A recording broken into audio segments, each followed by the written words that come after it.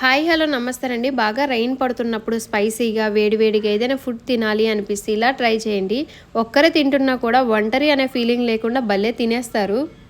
బాగా శుభ్రం చేసుకున్న 200 గ్రామ్స్ చికెన్లోకి స్పూనున్నర కారం, కొంచెం పసుపు, కొంచెం సాల్ట్, ఒక టీ స్పూన్ అల్లం వెల్లుల్లి పేస్ట్, అలాగే ఒక స్పూన్ ఆయిల్ వేసి ఒకసారి కలుపుకొని అందులోకే 2 టీ స్పూన్ల పెరుగు, ఫ్రైడ్ ఆనియన్స్ వేసి మళ్ళీ ఒకసారి కలిపి 30 నిమిషాలు పక్కన పెట్టేయాలండి.